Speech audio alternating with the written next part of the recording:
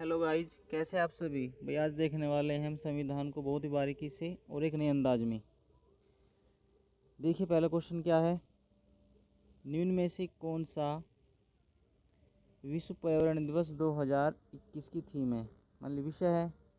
इसका पहला ऑप्शन है बच्चे ओनली वन अर्थ। दूसरा ऑप्शन है इकोसिस्टम रिस्टोरेशन। तीसरा ऑप्शन है बच्चे वायु प्रदूषण। चौथा ऑप्शन है जैव विविधता। इसका सही आंसर है बच्चे इकोसिस्टम रेस्टोरेशन। इसको जो आयोजन किया गया था पाकिस्तान, हमारे जो पड़ोसी देश है, पाकिस्तान के द्वारा इसको आयोजित किया गया था, बनाया गया था। इसके साथ में एक एजेंसी है, वो भी इसके साथ भागीदार रहा है,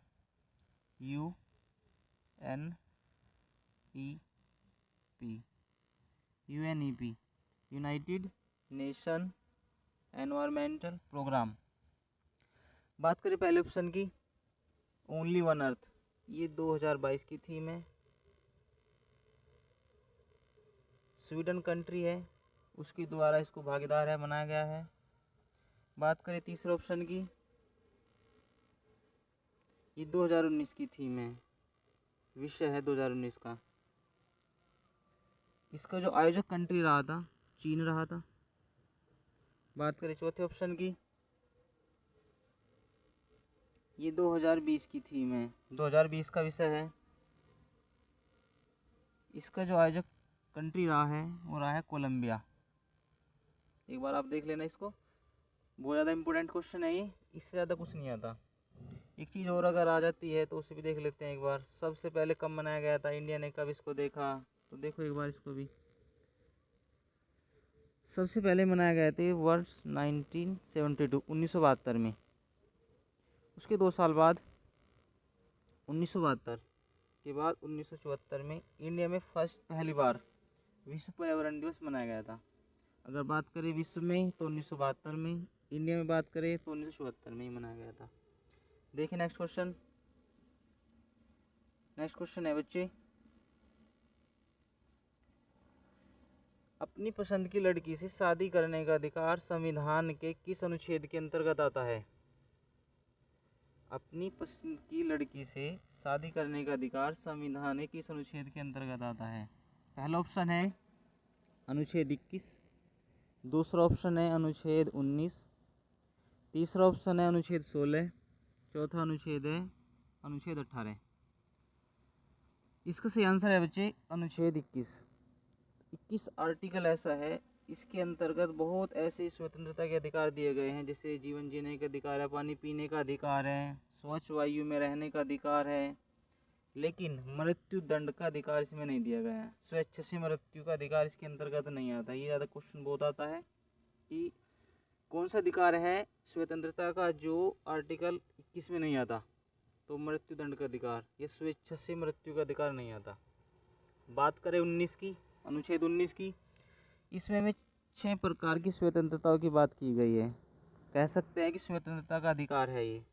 बात करें अनुच्छेद 16 की, ये सार्वजनिक रोजगार के अवसर, मान लीजिए गवर्नमेंट जॉब है तो उनके लिए जो आपको आरक्षण दिया जाता है, मेनली आरक्षण की अगर बात करें तो दिया जाता है आर्टिकल 16 के अंतर्गत। बात करें अनुच्छेद 18 की, उपाधियों का अंत।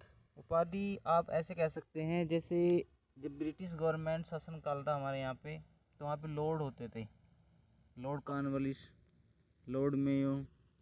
तो जब से हमारी कंट्री आज़ाद हुई है उसके बाद से ये प्रावधान किया गया कि आज के बाद कोई भी उपाधि लेकर नहीं रहेगा। उपाधियों का अंत किया गया था इस अनुच्छेद के तहत। नेक्स्ट क्वेश्चन देखिए बच्चे, इसके तहत है भूमि संबंधी सुधार अधिनियम या नियम कानून संविधान की किस अनुसूची के अंतर्गत अधिनियमित किया गया था, मतलब एक अधिनियम के तहत इसको जोड़ा गया था। पहला ऑप्शन है अनुसूची 10। दूसरा ऑप्शन है अनुसूची 9। तीसरा ऑप्शन है अनुसूची 11। चौथा ऑप्शन है अनुसूची 12। इसका सही आंसर है बच्चे अनुसूची 9। ये अनुसूची जब जोड़ी गई तो संविधान के अंतर्गत पहला संशोधन किया गया था। फर्स्ट अमेंडमेंट एक्ट, पहला संशोधन किया गया था, ये किया गया था बच्चे वर्ष 1951 में। अब बात करें इसके अंतर क्या आता है। इसके अंतर्गत वे सभी विषय आते हैं जिनकी कोई न्यायिक समीक्षा नहीं की जाती। अगर गवर्नमेंट को कोई ऐसा कानून लगाना है जिसकी न्यायिक समीक्षा ना हो तो गवर्नमेंट उसको अनुसूची 9 में रखती है। अब इसके अंतर्गत एक चीज़ और बात जान लीजिए, जब ये सूची लाई गई, हमारे प्रधानमंत्री थे पीएम जवाहरलाल नेहरू। तो मेन याद रखिए आप कि जब ये अनुसूची लाई गई, कब लाई गई, 1951 में। कैसे? पहला संविधान संशोधन किया गया था, किसके कार्यकाल में? पंडित जवाहरलाल नेहरू के कार्यकाल में। बात करें पहले ऑप्शन की, अनुसूची 10, इसके अंतर्गत दल बदल कानून अधिनियम लाया गया है। मान लीजिए कोई भी नेता है, कोई भी मंत्री है, दूसरी पार्टी को कभी बदल सकता है, तो इसके तहत एक उनको सीमा बाउंडेशन लगाई गई है कि इस अनुसूची के अंतर्गत जो नियम दिए गए हैं उसके तहत वह अपनी मर्जी से किसी भी पार्टी में नहीं जा सकता। उस समय ये लाया गया था बच्चे 1985 में, 1985 में। उस टाइम पे हमारे प्रधानमंत्री रहे हैं राजीव गांधी जी। तो देखिए नेक्स्ट क्वेश्चन,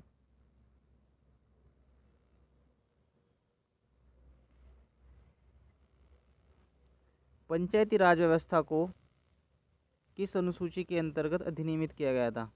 अधिनियमित मतलब है अधिनियम के तहत जोड़ा गया। आप इस वर्ड से ही पहचान लेना कि संविधान में है या बाद में जोड़ा गया है।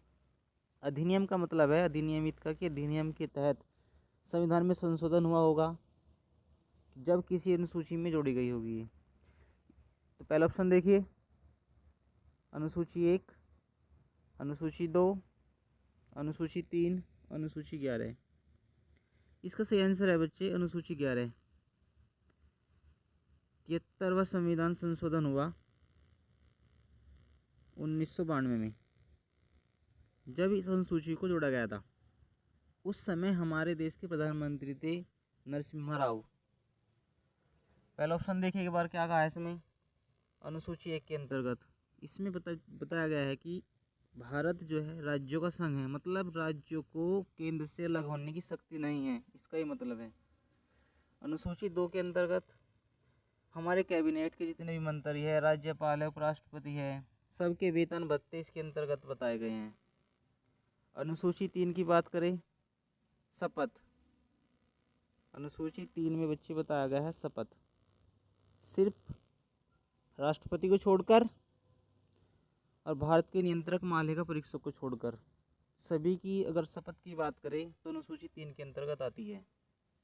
पहले अनुसूची के अंतर्गत भारत राज्यों का संघ है, मतलब राज्यों को केंद्र से अलग होने की शक्ति नहीं है। अनुसूची 2 के अंतर्गत वेतन भत्ते जो सैलरी वगैरह उनको दी जाती है अनुसूची 2 में है। अनुसूची 3 के अंतर्गत इसके अंतर्गत शपथ सिर्फ राष्ट्रपति को छोड़कर और भारत के महानियंत्रक लेखा परीक्षक को छोड़कर शेष जितने भी आपके नियुक्त पद है वे सभी अनुसूची 3 के अंतर्गत आते हैं। बात करें राष्ट्रपति की तो अनुच्छेद 60, ये बहुत इंपॉर्टेंट है। अनुच्छेद 60 के अंतर्गत राष्ट्रपति को शपथ का अधिकार दिया गया है, जो कि भारत के मुख्य न्यायाधीश दिलाते हैं। नेक्स्ट क्वेश्चन देखिए, देखो, भारत का निर्वाचन आयोग संविधान के किस अनुच्छेदों के अंतर्गत आता है? भारत का निर्वाचन आयोग संविधान के किस अनुच्छेदों के अंतर्गत आता है? पहला ऑप्शन है बच्चे अनुच्छेद 324 से 329, दूसरा अनुच्छेद 148 से 151, तीसरा ऑप्शन में 79 से 122 तक, चौथा ऑप्शन अनुच्छेद 352 से 360 तक। तो इसका सही आंसर है बच्चे अनुच्छेद 324 से 329 तक। अनुच्छेद 324 बहुत ज़्यादा इम्पोर्टेंट है, इसे आप याद रखिए। एग्ज़ाम में अक्सर एग्जाम में आता रहता है कि भारत का निर्वाचन आयोग संविधान के किस अनुच्छेद में है, या भारत का निर्वाचन आयोग का गठन किस अनुच्छेद के तहत किया गया है। तो ये आर्टिकल है 324। बात करें, संविधान में 22 भाग है, 15वें भाग में ही आता है। संविधान में मूल संविधान की बात करें तो 22 भाग है, उनमें भारत का निर्वाचन आयोग 15वें भाग के अंतर्गत आता है। बात करें इसके बारे में और चीज़ें थोड़ी जानिए, इम्पोर्टेंट है ये।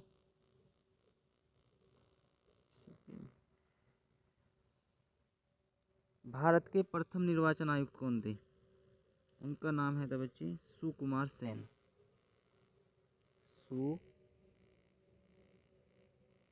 सुकुमार सेन। अब कौन है वर्तमान में, कौन है प्रेजेंट में? राजीव कुमार है, राजीव कुमार। स्थापना कब की गई थी, कब इसका गठन किया गया था, और जानो इसके बारे में। 25 जनवरी 1950 को भारत निर्वाचन आयोग गठन किया गया था। 25 जनवरी 1950 को, मतलब गणतंत्र होने से एक दिन पहले से गठन किया गया था। और देखिए, भारत की एकमात्र महिला निर्वाचन आयुक्त, एग्जाम में बहुत ज़्यादा आता है, वीएस रमा देवी। वीएस रमा देवी ये भारत की पहली महिला निर्वाचन आयुक्त रही है, वीएस रमा देवी। अब जो वर्तमान में है, अभी ये 25वें मुख्य निर्वाचन आयुक्त है। 25वें, ये पूछ लेते हैं इसको भी कि वर्तमान में जो निर्वाचन आयुक्त है कौन से नंबर के हैं, तो 25वें है। इससे एक बात आप याद रखिए, कार्यकाल जो होता है 6 वर्ष का होता है। कार्यकाल इनका 6 वर्ष का होता है। वर्तमान में 3 सदस्य इसके अंतर्गत है, एक मुख्य निर्वाचन आयुक्त और 2 अन्य आयुक्त। नेक्स्ट क्वेश्चन देखिए,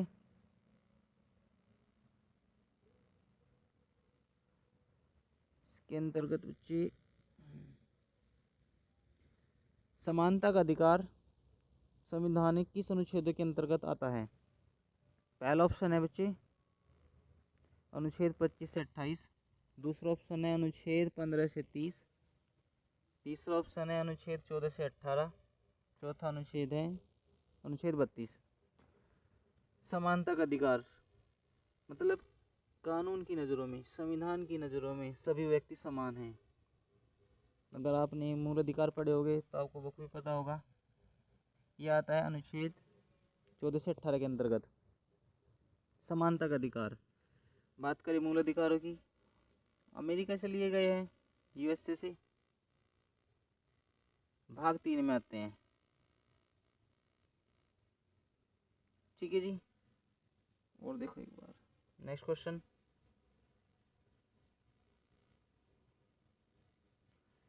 भारत रत्न संविधान के किस अनुच्छेद के अंतर्गत आता है? भारत रत्न बहुत इंपॉर्टेंट क्वेश्चन है ये। पहला ऑप्शन है अनुच्छेद 17, दूसरा ऑप्शन है अनुच्छेद 16, तीसरा ऑप्शन है अनुच्छेद 18, चौथा ऑप्शन है अनुच्छेद 19। इसका सही आंसर है बच्चे अनुच्छेद 18, जिसमें उपाधियों का अंत किया गया है, उसी के अंतर्गत भारत रत्न को भी लिया गया है। मतलब क्या है, भारत रत्न एक उपाधि नहीं है, भारत रत्न एक सम्मान है। बट इसमें भी ये बात कही गई है कि जिस व्यक्ति को भी ये रत्न मिलेगा, जितने पदक मिलेंगे, उनके नाम के आगे इसको नहीं लगाया जाएगा। ये संविधान के उल्लंघन के विरुद्ध हो जाएगा, इस संविधान का उल्लंघन हो जाएगा, ठीक है जी। अनुच्छेद 17 की बात करें, छुआछूत अस्पृश्यता की थी, इसके अंतर्गत छुआछूत को विरोध किया गया है। बात करें महात्मा गांधी की, तो महात्मा गांधी ने सबसे ज़्यादा इस अनुच्छेद को सपोर्ट किया है, अनुच्छेद 17 को, क्योंकि ये भी छुआछूत के विरुद्ध है थे, और इस आर्टिकल में छुआछूत का पूरी तरीके से उल्लंघन किया गया है। बात करें अनुच्छेद 16 की, पिछले क्वेश्चन में हमने डिस्कस कर लिया ये। बात करें 19 की, ये भी पिछले क्वेश्चन में डिस्कस कर लिया है। नेक्स्ट क्वेश्चन देखते हैं एक बार, पंचायत को संविधान के किस अनुच्छेद के अंतर्गत व्यवस्थित किया गया है? व्यवस्थित की बात अगर हम करें, अधिनियमित नहीं, व्यवस्थित, तो वर्डों को पहचानिए एक बार। व्यवस्थित किया गया है। पहला ऑप्शन है अनुच्छेद 36, दूसरा ऑप्शन है अनुच्छेद 48, तीसरा ऑप्शन है अनुच्छेद 50, चौथा ऑप्शन है 51। इसका सही आंसर है बच्चे अनुच्छेद 40। गलती से हो गया मिसप्रिंट, सॉरी। अनुच्छेद 40, अनुच्छेद 40 के अंतर्गत पंचायत को लिया गया है। बात करें इसकी मांग सबसे पहले किसने की थी कि पंचायती का विकास होना चाहिए, पंचायत भी आनी चाहिए? हमारे बापूजी गांधी जी ने। जब संविधान बन रहा था तो संविधान में 3 रीडिंग होती है, तो फर्स्ट रीडिंग में पंचायत को नहीं लिया गया था। अगर आपसे पूछे कौन सी रीडिंग में पंचायत को लिया गया है, तो सेकंड रीडिंग में। जैसे कि अभी भी अगर कोई कानून बनता है तो उसमें भी 3 रीडिंग होती है। पहली रीडिंग के अंतर्गत विधेयक लाया जाता है लोकसभा में, दूसरी रीडिंग के अंतर्गत उस पर चर्चा होती है, तीसरी रीडिंग के अंतर्गत राष्ट्रपति इस पर सिग्नेचर देता है, मतलब सहमति देता है। तो पहले भी यही रीडिंग चलती थी, अभी भी यही है। तो बात करें इसको कौन सी रीडिंग में इसको सहमति दी गई थी? सेकंड रीडिंग में। चर्चा के दौरान महात्मा गांधी जी ने कहा था कि पंचायत, अगर देश का विकास करना है तो पंचायतों का विकास भी जरूरी है। बात करें अनुच्छेद 36 की, समाजकारी कल्याणकारी जितने भी कार्य हो सामाजिक कल्याण के लिए होने चाहिए, ये बात अनुच्छेद 36 में कही गई है। बात करें अनुच्छेद 50 की, कार्यपालिका को इसमें न्यायपालिका से अलग किया गया है। मतलब काम तो एक जैसे ही है, लेकिन एक सीमा तय कर दी गई है। कार्यपालिका मतलब जो कानूनों को लागू करती है वो कार्यपालिका होती है। जैसे कि कार्यपालिका में कौन, जैसे मंत्रिपरिषद, सभी कार्यपालिका के अंतर्गत आते हैं। न्यायपालिका, जुडिशरी, भारत में जुडिशरी क्या है? ये सर्वोच्च न्यायालय है, जो संविधान का रक्षक माना जाता है। बात करें अनुच्छेद 51 की, 51 के अंतर्गत बच्चे बताया गया है अंतर्राष्ट्रीय शांति सुरक्षा, कि भारत क्या है, अपने आप को अंतर्राष्ट्रीय शांति से बनाए रखेगा। पाकिस्तान के साथ तो ये नेता लोग करते रहते हैं, लेकिन अनुच्छेद 51 में बताया गया है अंतर्राष्ट्रीय शांति सुरक्षा, अंतर्राष्ट्रीय स्तर पर भी शांति सुरक्षा को बनाए रखेगा। ठीक है बच्चे, नेक्स्ट क्वेश्चन देखिए। इसमें बच्चे बताया गया है विधि शब्द को, विधि मतलब कानून, अगर कानून की बात करें तो किस अनुच्छेद के अंतर्गत परिभाषित किया गया है? वर्ड पहचानिए, परिभाषित किया गया है। पहला ऑप्शन है अनुच्छेद 12, दूसरा ऑप्शन है अनुच्छेद 13, तीसरा ऑप्शन है अनुच्छेद 32, चौथा अनुच्छेद ऑप्शन है बच्चे 226। इसका सही आंसर है बच्चे अनुच्छेद 13 के अंतर्गत विधि मतलब कानून को परिभाषित किया गया है। मूल अधिकारों में आता है, क्योंकि उसमें मूल अधिकार 12 से 35 तक आते हैं, तो उसी में आता है। फर्स्ट पार्ट में आता है समानता के अधिकार के अंतर्गत, लेकिन समानता के अधिकार के अंतर्गत इसको हम नहीं लेंगे। समानता के अधिकार के अंतर्गत अनुच्छेद 14 से 18 तक आता है, इनको छोड़ के, बस अनुच्छेद 12 और 13 को छोड़कर। बात करें अनुच्छेद 12 की, इसमें राज्य को परिभाषित किया गया है, मतलब हर वो संस्था, हर वो निकाय जो राज्य के हित में काम करे, जैसे पुलिस है, प्रशासन है, यूजीसी है, किसी भी राज्य के अंतर्गत अगर आती है, जो सब राज्य की परिभाषा के अंतर्गत आते हैं, राज्य में आएंगे। बात करें अनुच्छेद 32 की, ये संवैधानिक उपचारों का अधिकार है। हमारे जो प्रारूप समिति के अध्यक्ष रहे हैं BR अम्बेडकर साहब, उन्होंने इसी अनुच्छेद को संविधान का आत्मा और दिल कहा है। पूछते एग्जाम में बहुत ज़्यादा कि संविधान का दिल और आत्मा किस अनुच्छेद को कहा गया है BR अम्बेडकर साहब ने? अनुच्छेद 32 को, बहुत इंपॉर्टेंट है ये। बात करें अनुच्छेद 226, तो जब भी कोई व्यक्ति या उसके किसी भी मूल अधिकार का उल्लंघन हो जाता है तो वो सीधे कहाँ जा सकता है? अनुच्छेद 226 के तहत हाईकोर्ट में जा सकता है, उच्च न्यायालय में जा सकता है। अगर किसी व्यक्ति के उससे अगर वो सेटिस्फाई नहीं होता है, अगर सुनवाई नहीं होती है, तो अनुच्छेद 32 के तहत जा सकता है सुप्रीम कोर्ट में, जो कि हमारा नई दिल्ली में है। उसकी स्थापना हुई थी बच्चे 28 जनवरी 1950 को, इसको आप याद रखिए। नेक्स्ट एंड लास्ट क्वेश्चन,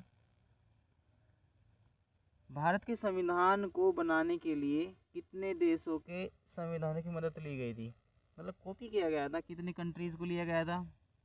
तो पहला ऑप्शन देख लेते हैं एक बार इसमें, 100 अनुच्छेदों। दूसरा ऑप्शन है 75 अनुच्छेदों, सॉरी देशों, 100 देशों, 75 देशों, 40 देशों, 60 देशों। इसका सही आंसर है बच्चे 60 देशों। 60 देशों से कॉपी किया गया है हमारा संविधान। 114 दिन तक उस पर चर्चा की गई है। 2 साल 11 महीने 18 दिन बनने में लगे हैं। हमारे एक बहुत ही संविधानविद रहे हैं बी आर अम्बेडकर साहब तो है ही, लेकिन एक बी एन राव